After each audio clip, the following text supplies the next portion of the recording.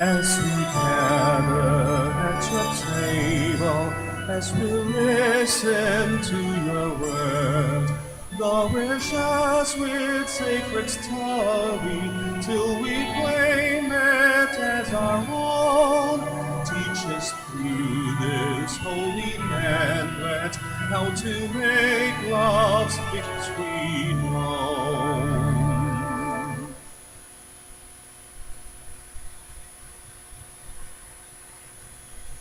In the name of the Father, and of the Son, and of the Holy Spirit.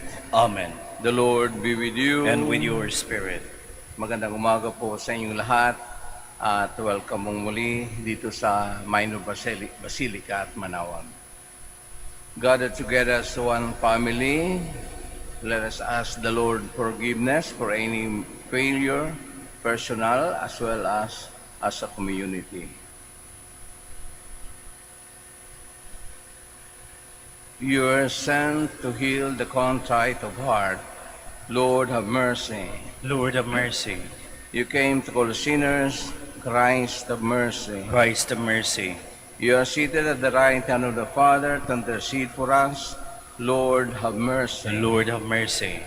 May Almighty God have mercy on us, forgive us our sins, and bring us to everlasting life. Amen. Let us pray. Stir up the will of your faithful, we pray, O Lord, that striving more eagerly to bring your divine work to fruitful completion, they may receive in greater measure the healing remedies your kindness bestows. Through Lord Jesus Christ, your Son, who lives and reigns with you in the unity of the Holy Spirit, one God, forever and ever. Amen. Please be seated.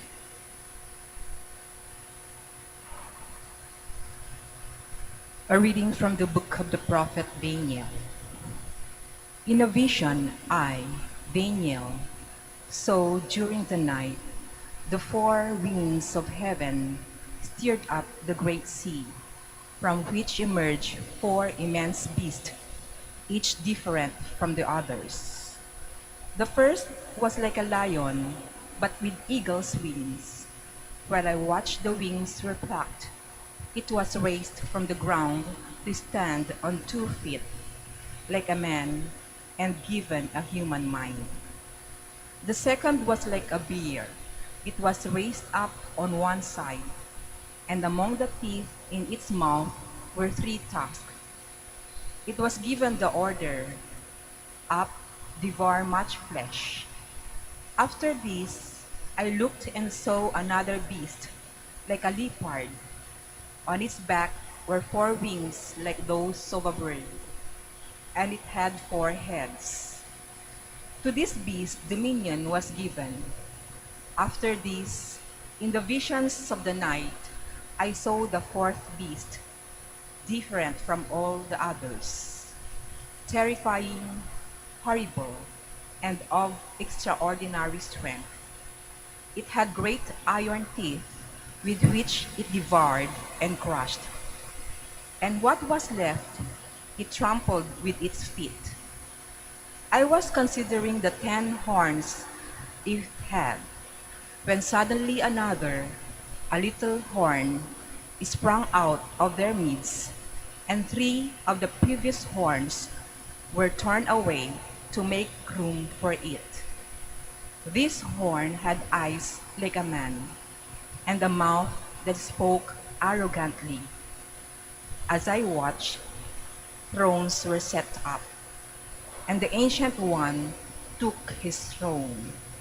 His clothing was snow bright, and the hair on his head as white as wool. His throne was flames of fire, with wheels of burning fire. A surging stream of fire flowed out from where he sat. Thousands upon thousands were ministering to him, and myriads after myriads attended him. The court was convened, and the books were opened. I watched then from the first of the arrogant words with which the horn spoke, until the beast was slain, and its body thrown into the fire to be burnt up.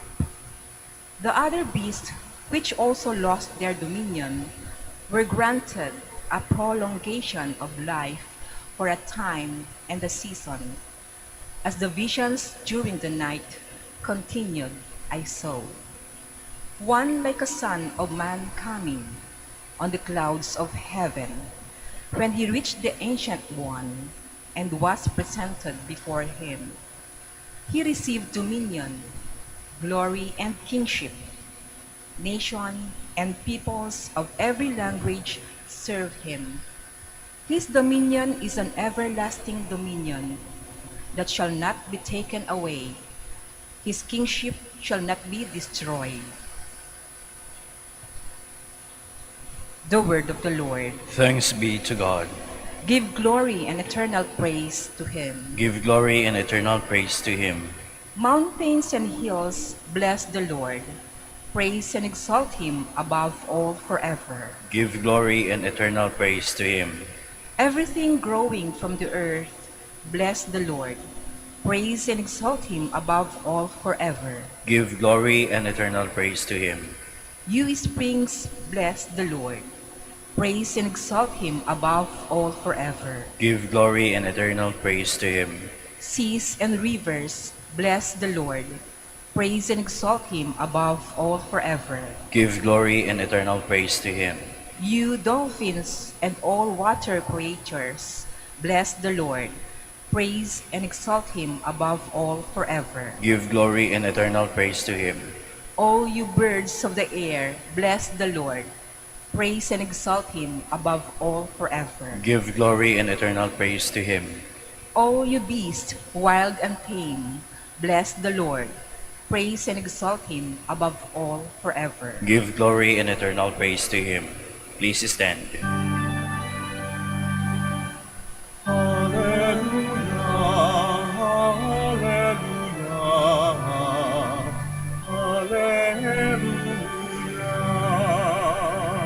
Stand erect and raise your heads, because your redemption is at hand.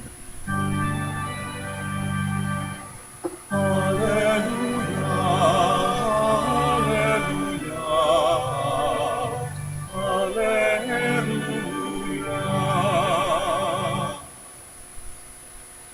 The Lord be with you. And with your spirit. A reading from the Holy Gospel according to Luke. Glory to you, O Lord. Jesus told his disciples a parable. Consider a fig tree and all the other trees. When their buds burst open, you see for yourselves and know that summer is now near. In the same way, when you see these things happening, know that the kingdom of God is near. Amen, I say to you, this generation will not pass away until all things have taken place. Heaven and earth will pass away, but my words will not pass away. The Gospel of the Lord. Praise to you, Lord Jesus Christ. Please be seated. Itong mga nakarang araw, kung nagsisimba tayo, narinig natin sa first reading, kuminsan hindi natin ma-imagine, no? Tungkol sa mga last end, parousia, end of the world. At pati na sa gospel natin, tumutukoy sa yung panahon na yun. Kaya lagi tayong pinaghahanda. Ang dahilan po niyan sapagkat meron tayong yung liturgical calendar cycle A natin ay matatapos na bukas. Sa Sunday, Advent na. Kaya ang sinusundan nating kalendaryo, yung liturgical calendar. Although nagtatama naman, kunwari New Year, ngunit sa atin, yung istorya na ating kaligtasan, yan, kaya magdarating Advent, preparation for Christmas, ilang linggo ba yan? Sunod, Christmas, then ordinary days, darating naman tayo dun sa Lent, darating na Yung cycle na yon, no? Kaya nga meron nga yung cycle A ngayong taon, itong darating na tiyempo, cycle B. Medyo iba yung readings, ibang mga gospel, and yet, ganun pa rin ang sinusundan. May dahilan siguro simbahan, gaya ng unang panahon, para hindi natin makalimutan ang ginawa ng Diyos sa atin. Ngunit, para sa atin, hindi lang ito ang dahilan. Hindi lamang pagpapaalala, kundi pagbibigay pag-asa. Diyan makikita natin ang tunay na kahulugan kung bakit mahalaga ang tao sa Diyos. Kita niyo na, narinig yan sa first reading. Tayong mga tao, marami tayong kakayahan. Nababasa natin ang weather, yung nature, no? Lalo yung mga dalubhasa. Kaya ng mga fishermen, alam nila kung may bagyo o wala. Nababasa nila yung buwan. Nagkakatotoo, no? At ano pa kaya kung itong bagay tungkol sa parousia o end of the world, yan ang hindi natin kayang, ang magagawa lang natin, pag-isipan, pagandaan, hindi tayo tinatakot. Kaya kung sa first reading, hindi mo ma-imagine yung mga mangyayari. Tagang katakot-takot, no? Pero sabihin lang natin, i-compare natin sa present generation, walang-wala yan. No? Sabi nga, isang pindot lang ng buton, wakas na tayong lahat. Kaya nang pinagdarasal natin na sana laging matino ang tao, sapagkat tayong mga tao ang siyang sumisira ng kagandahan ng buhay, kagandahan ng mundo. Kaya nga nakakagulo ngayon sa tungkol sa climate change. Hindi naman yan ginawa ng Diyos, kundi sa kapabayaan ng tao. Huwag na nating pabain yun. Yun talagang dahilan kung bakit nagkaroon ng climate change, because of imbalance of nature. At tayo mismo ang may gagawa noon. At higit sila, sabi ko nga, ngunit sa gitna nitong mga bagay na ito, lagi sa ating pinapakita ang kabutihan ng Diyos. Gaya po siyang pag nagsisimba tayo, kahit kami mga pare, sabihin, ay, nabasa ko na ito. Nahumili ko na ito. Kaya nga itong week na ito, yung medyo, hindi naman nakakalito. Kuminsan nakakahiya kasi ang laging tema namin, pare-pareho, no? Laging last end. So para bang, sawa na kami niyang makinig, sawa na kami mag-isip. Ngunit mahalaga. Kasi sabi nga ng Diyos, gaya ng sinabi niya nung kapanahon na old, dahil sa pagmamahal niyang tao, hindi niya ulitin ang baha. Di ba? Kinuwe. Hindi niya gugunawin tulad ng Sodom and Gomorrah, ang apoy. Ganun magalit ang Diyos. Ngunit hindi. Sapagkat nagbitaw siya ng salita na mahal niya tayo, kaya pinadala niya sa Jesus para tayo maligtas. Ngunit dahil tayo tao, hindi naman sa pasaway, madali makalimot, meron tayong mga priorities. So, kailangan, sabi nga, paalalahanan. Yun lang namang ginagawa ng simbahan sa atin. Kahit ang sabihin natin sa ating mga nananampalataya, ang priority natin ang Diyos. Ngunit may mga tao na sinasabi, lumiliko. Priority niya ka. Ayan, maging kandidato, maging mayaman, maging famous. At nalilimutan na nila yung mga gawaing makadiyos, makatao, makabayan. Totoo yan. Hindi natin kailang i-prove. Nasa sa ating sarili yan. Tayo mismo ang makakasagot niyan kung ginagawa ba natin yung kalooban ng Diyos sa ating buhay. Actually, napakaganda. Kaya yung mga taong nag-iisip ng very negative tungkol sa buhay, lalo na yung pandemic. Kasi kayo mismo ang gumugulo sa isip nyo. Bayaan yun. Ang importante, sabi nga kung prevention is better than cure, so maingat ka lagi. Yun ang sagot doon. Kung hindi ka maingat, ikaw rin yung kawawa. No? Maniwala man siya tayo sa hindi sa COVID, pero nandiyan na yan, talagang dapat, kung mahal mong sarili mo, iingatan mo. Gaya nga ng pakita sa atin ng Diyos, kung paano tayo mahal niya, inalagaan niya tayo. Kung baka hindi ka magising sa umaga, yun na, tapos na ang mission mo. Ngunit, magising ka, alalahanin mo lagi ang Diyos, salamat. Kahit simple word na, salamat, okay na yun. Sabi nga, bago nga tayo humiling o magsalita, alam na yun ng Diyos. Ngunit, sa ating sarili, dapat seryoso naman tayo, no? Kahit na sa end of the day, makita natin, parang failure yung mga ginawa ko. Parang sisisihin pa natin yung sarili natin. Sisisihin natin, hindi, wag. Nadaanan yun, nakaraos ka, pasalamat ka. Unless, nakatuwa nga ka lang dyan. Wala namang gustong taong nakatuwa nga lang. Kahit nga yung mga nasa ospital na may sakit. Alam niyo, kahit nakaratay sa kama, nagdarasal. Naaalala ang Diyos. Isang bagay na yun, sabi nga, kahit pagdating ng gabi, yun lang ginagawa nila. Naririnig yun ng Diyos. Tayo po kaya na, yan, open na open, at kalimitan, laging hinahamon. Hindi lang yung paligid natin, lalong-lalo ang utak natin. Itong nagagrabe, no? Ang siyang nagtutulak sa atin kung sa paggawa o sa pag-iwas o sumurrender, bumigay tayo. At iyon ang kaiiwasan natin.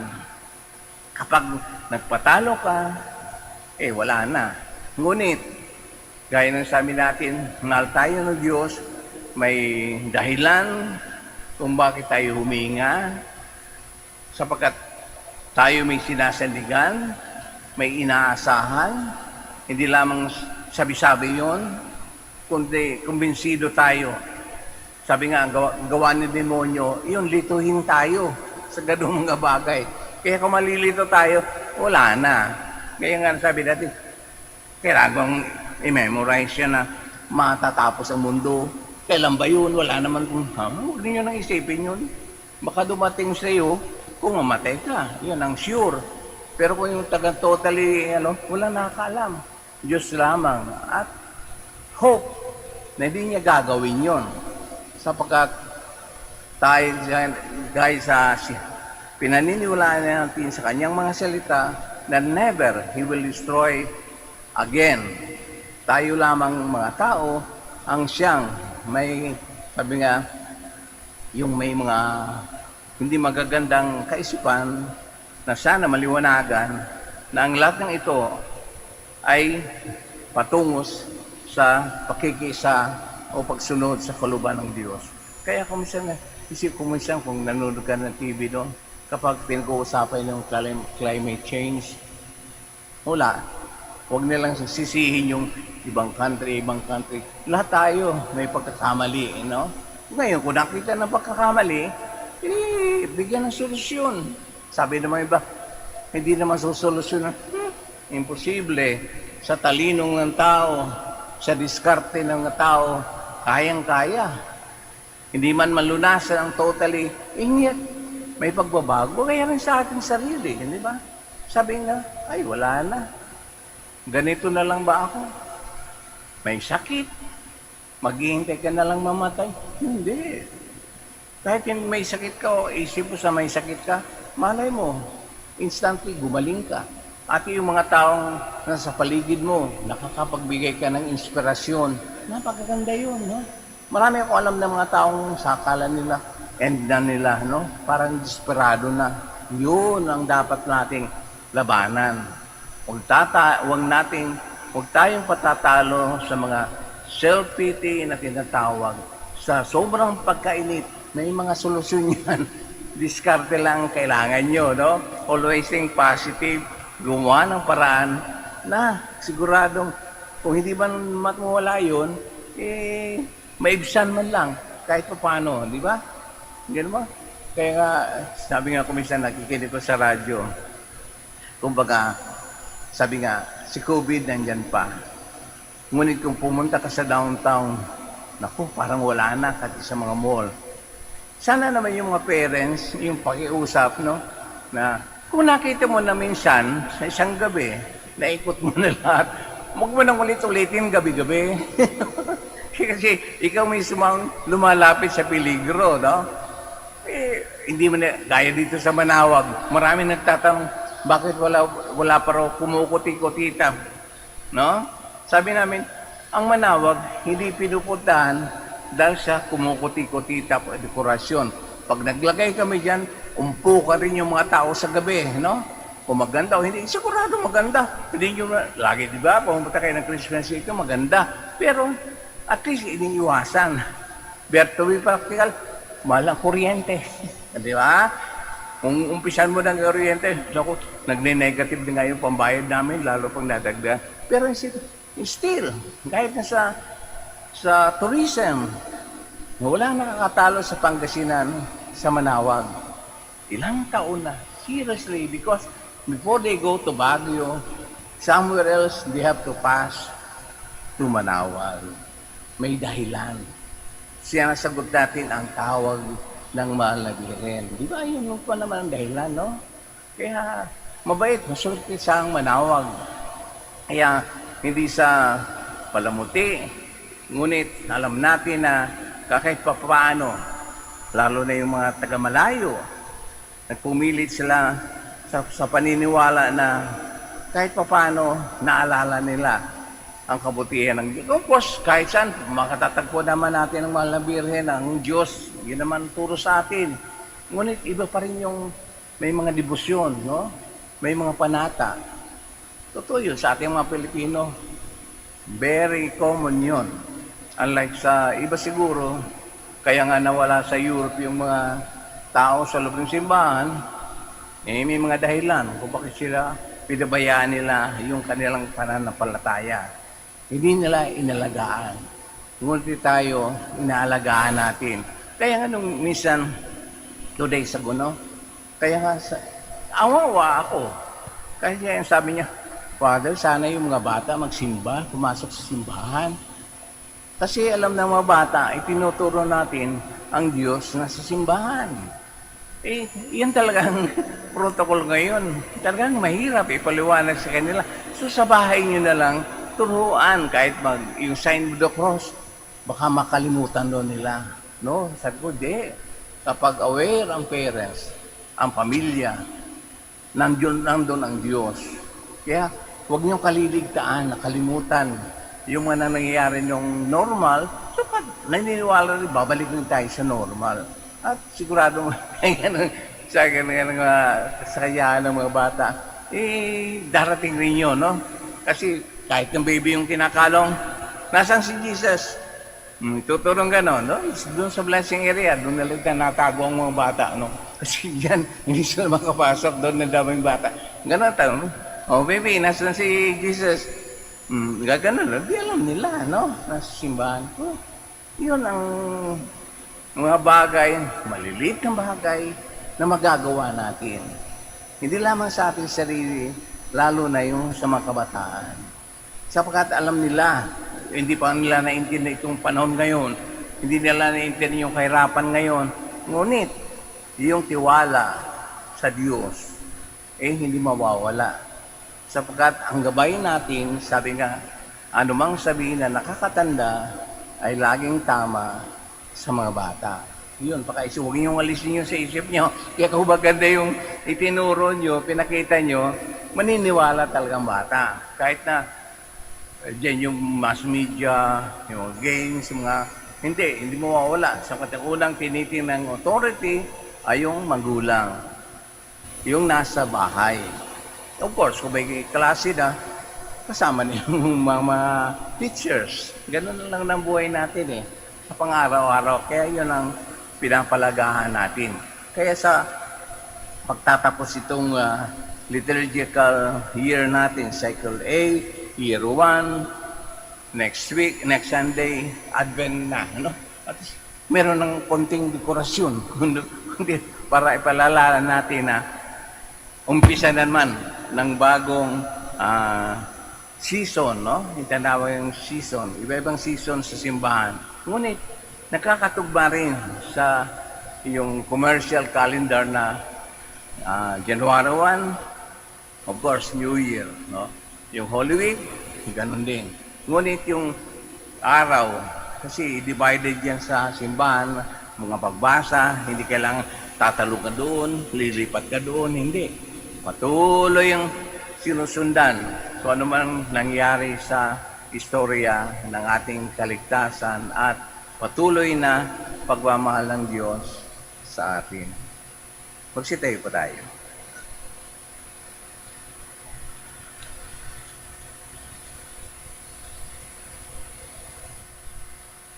My brothers and sisters, Jesus Christ has called us to watch for the day of His return.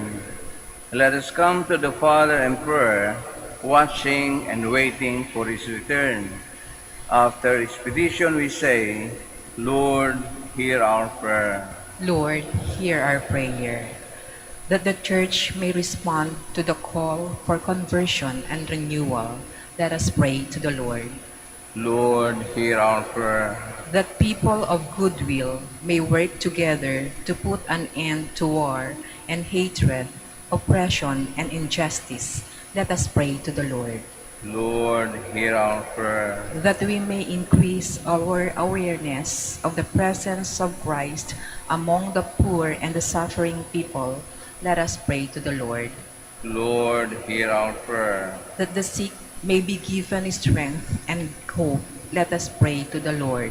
Lord, hear our prayer. That our friends and relatives who have died may experience everlasting joy in the company of Jesus, let us pray to the Lord. Lord, hear our prayer. In silence, we offer our personal petitions and also include the intentions of this Mass.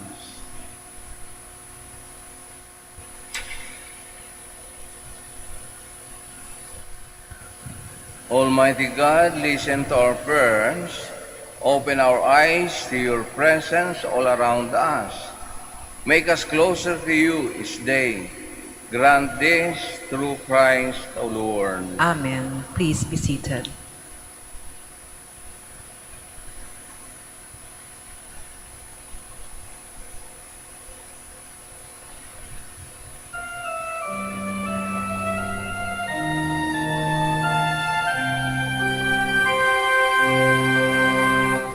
Lord, we gather today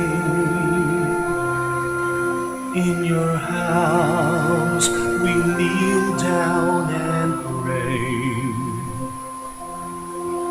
We ask for your mercy as we open our hearts to receive your forgiveness, O Lord. As we offer this bread and as we bring you this wine, bless them, Lord Jesus. Feed us now, give us life. Send us your Spirit, the source of our lives, and together we will serve you with love. Please stand. Pray, my dear brothers and sisters, that our sacrifice may be acceptable to God, the Almighty Father. May the Lord accept the sacrifice at your hands for the praise and glory of his name, for our good and the good of all his holy church. Accept, O Lord, the sacred offerings, which at your bidding we dedicate to your name, and in order that through these gifts we may become worthy of your love, grant us unfailing obedience to your commands. Grant this through Christ our Lord. Amen. The Lord be with you. And with your spirit, Lift up your hearts. we lift them up to the Lord. Let us give thanks to the Lord our God. It is right and just. It is truly right and just, always and everywhere, to give you thanks, Lord, Holy Father, Almighty, Eternal God. For in goodness you created man, and when he was justly condemned, in mercy you redeemed him through Christ our Lord. Through him the angels praise your majesty, dominions adore, and powers tremble before you. Heavens and the virtues of heaven, and the blessed seraphim worship together with exaltation. May our voices, we pray, join with theirs in humble praise as we acclaim.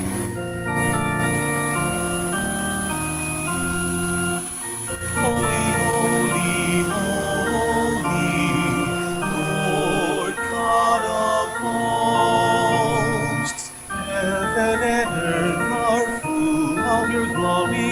Hosanna in the highest. Blessed is he who comes in the name of the Lord. Hosanna, Hosanna in the highest. Please kneel. You are indeed, O Lord, the fount of all holiness. Make holy, therefore, these gifts, we pray, by sending down your Spirit upon them like a dewfall, so that they may become for us the body and blood of our Lord Jesus Christ. At the time he was betrayed and entered willingly into his passion, he took bread and giving thanks, broke it and gave it to his disciples, saying, "Take this, all of you, and eat of it, for this is my body, which will be given up for you."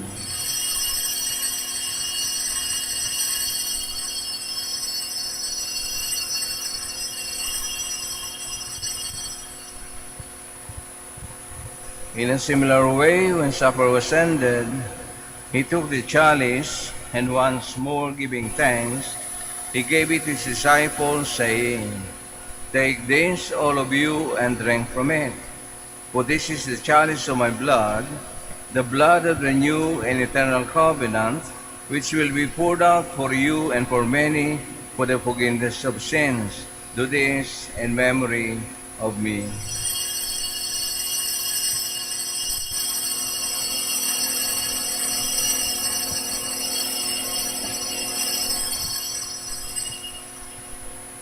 The mystery of faith. We proclaim your death, O Lord, and profess your resurrection until you come again. Therefore, as we celebrate the memorial of his death and resurrection, we offer you, Lord, the bread of life and the chalice of salvation, giving thanks that you have held us worthy to be in your presence and minister to you. Humbly we pray that partaking of his body and blood of Christ, we may be gathered into one by the Holy Spirit. Lord, remember your church spread throughout the world, and bring her to the fullness of charity, together with Francis our Pope, Socrates our Bishop, Fidelis his assistant, and all the clergy. Remember also our brothers and sisters who have fallen asleep in the hope of the resurrection, and all who have died in your mercy. Welcome them into the light of your face. Have mercy on us all, we pray, that with the Blessed Virgin Mary, Mother of God, with the blessed apostles, with Saint Joseph, and all the saints who have pleased you throughout the ages, we may merit to be co-heirs to eternal life, and may praise and glorify you to your Son, Jesus Christ. Through him, and with him, and in him, O God, Almighty Father, and the unity of the Holy Spirit, all glory and honor is yours forever and ever. Amen. Please stand. At the Savior's command, and informed by divine teaching, we dare to pray.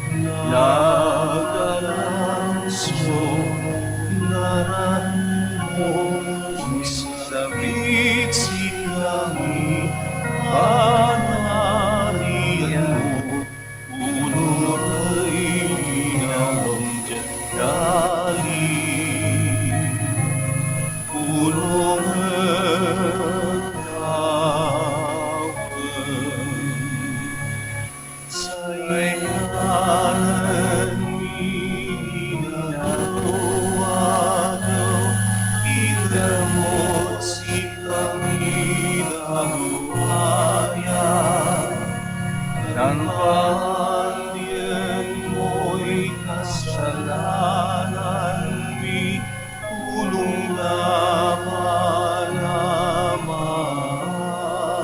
dili kasalanay nan kasalanan at si kami nanagno kami ineratuso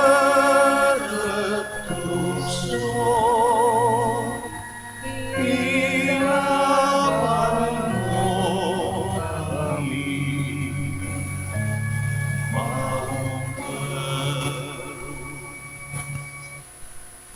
Deliver us, Lord, we pray, from every evil. Graciously grant peace in our days, that by the help of your mercy we may be always free from sin and safe from all distress, as we await the blessed hope and the coming of our Savior, Jesus Christ. For the kingdom, the power, and the glory are yours, now and forever. Lord Jesus Christ, who said to your apostles, "Peace I leave you, my peace I give you," look not on our sins, but on the faith of your church, and graciously grant her peace and unity in accordance with your will, who live and reign forever and ever. Amen. May the peace of the Lord be always with you. And with your spirit. We offer to one another the sign of peace. Peace be with you.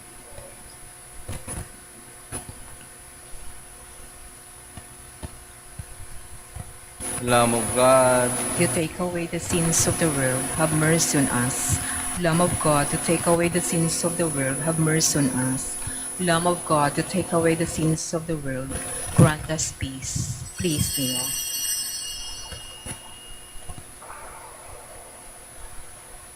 this is Jesus, the Lamb of God, who takes away the sins of the world. Happy are those who are called to receive him. Lord, I am not worthy that you should enter under my roof, but only say the word, and my soul shall be healed.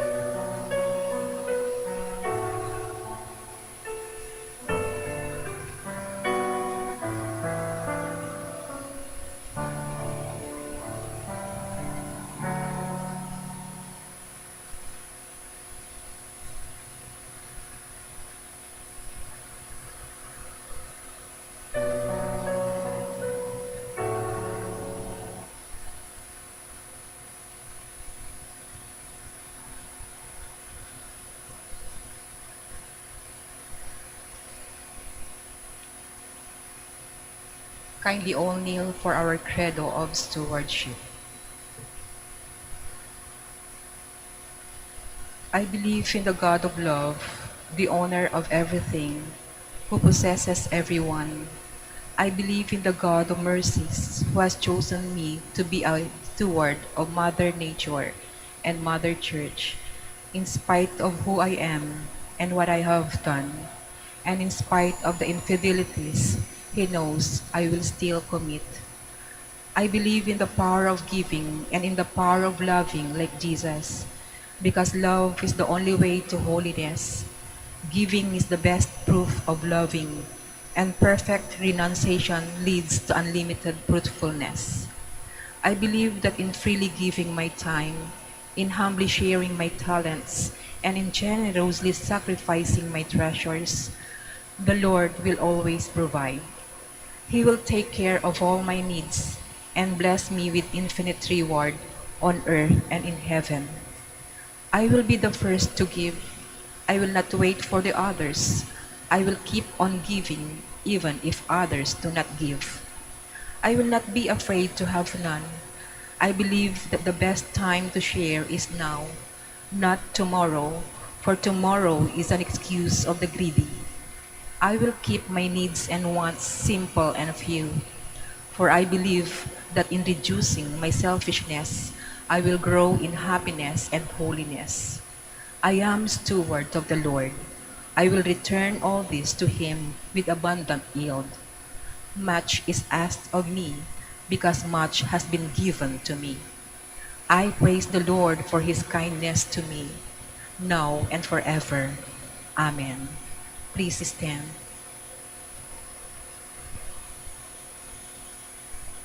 Let us pray. We pray, Almighty God, that those to whom you give the joy of participating in divine mysteries may never be parted from you. We ask this through Christ, O Lord. Amen. Marami po salamat sa pakikisa niyo sa Banal na Misa at padalaw po dito sa Manawag. Ingat lang po sa pag-uwi. The Lord be with you. And with your spirit. And may Almighty God bless us all, the Father, the Son, the Holy Spirit. Amen. The Mass is ended. We go in peace. Thanks be to God. For the blessing of the sick, hindi lamang po tayong nandito sa simbahan ang humihiling na gumaling sa anumang karamdaman o makaiwas sa anumang sakit. Pati na rin po yung mga nasa bahay na nangangailangan ng nakakarating po yun sa kanila. Pagmamalasakit po natin sa kanila. Pinakikinggan rin po yan ng Diyos. Maniwala po kayo. Salamat po. Let us pray. God Almighty Father, by your blessing you give us strength and support in our frailty. Turn with kindness toward our sick brothers and sisters. Free them from all illness and restore them to good health through the intercession of Our Lady of the Rosary of Manawag, so that in the true knowledge of your goodness, they will gratefully bless your holy name. We ask this through Christ, our Lord. Amen. Prayer for the blessing of the rosaries and other religious articles. Ilabas nyo lang po kung mayroon kong dala. Huwag na po kayong umalis sa iyong lugar. Kami na lang po lalapit. Let us pray. In memory of the mysteries of the life, death, and resurrection of our Lord Jesus Christ, to the honor and glory of the Blessed Virgin Mary, Mother of Christ, Mother of the Church, Our Lady of the Rosary, Manawag, may these rosaries, images, candles, oil, and other religious articles of devotion be blessed and be made holy in the name of the Father, and of the Son, and of the Holy Spirit. Amen.